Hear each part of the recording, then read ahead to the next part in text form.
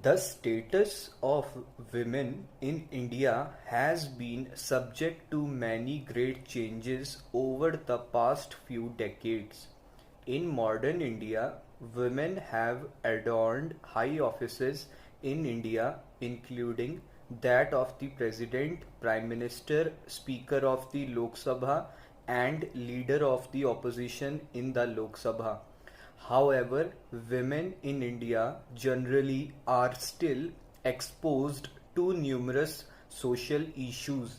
According to a global study, India is the fourth most dangerous country in the world for women. The Indian women's position in the society further deteriorated during the medieval period when sati and a ban on widow remarriages became part of social life among some communities in India. The Muslim conquest in the Indian subcontinent brought the Parda practice in the Indian society. Among the Rajputs of Rajasthan, the Johar was practiced. In some parts of India, the Devadasis or the temple women were sexually exploited. Polygamy was widely practiced, especially among Hindu rulers. In spite of these conditions, some women excelled in the fields of politics, literature, education, and religion. The 19th century is known as the period of Indian resurgence. During that time, many reformers fought for the upliftment of women. In 1829, the practice of sati was finally abolished, and 1856 saw the enactment of Act. It was a time when female education was advocated and polygamy was opposed. Women also played an important part in India's independence struggle. Women in India now participate in all activities such as education, sports, politics, media, art and culture, service sectors, science and technology, etc. The Constitution of India guarantees to all Indian women equality of opportunity and equal pay for equal work.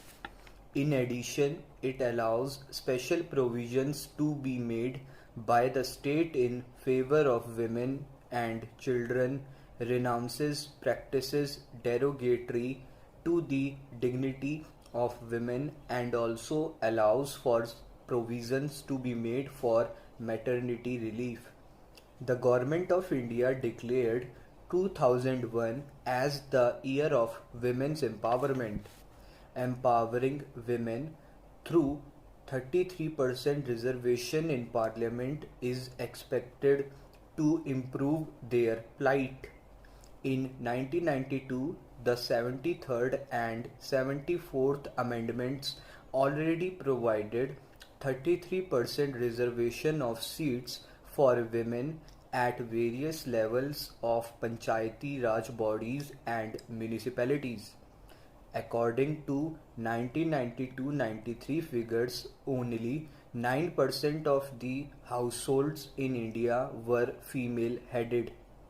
Though it is gradually rising, the female literacy rate in India is lower than the male literacy rate.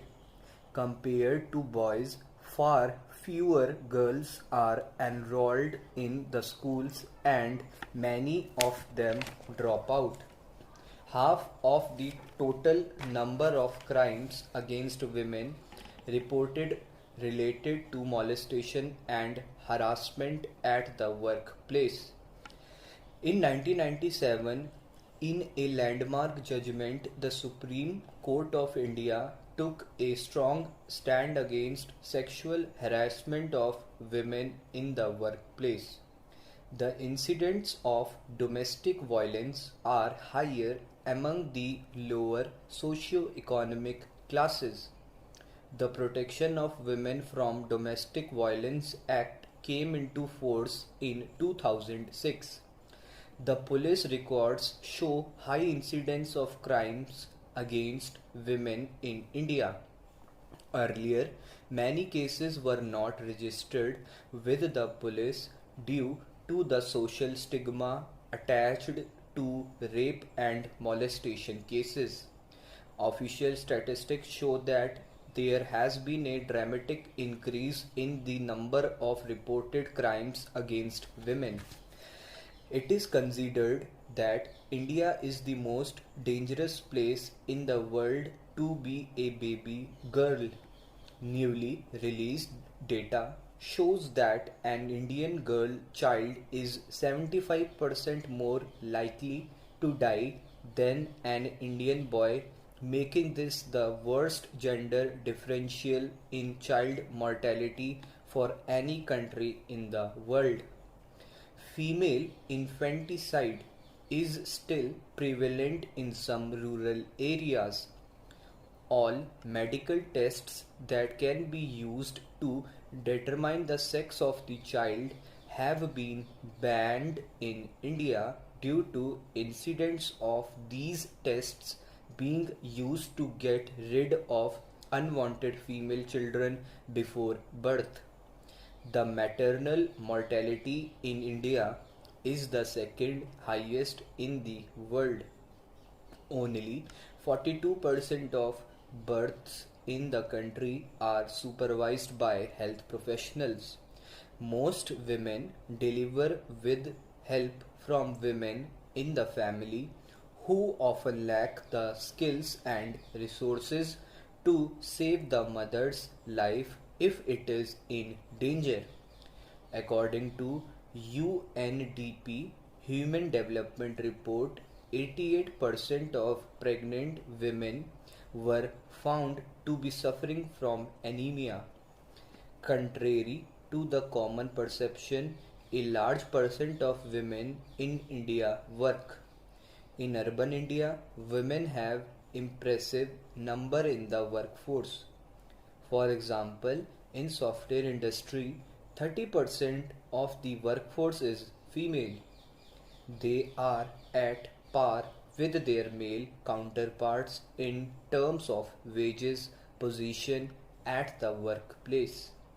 In rural India, agriculture and allied industrial sectors employ as much as 89% of the total female labor.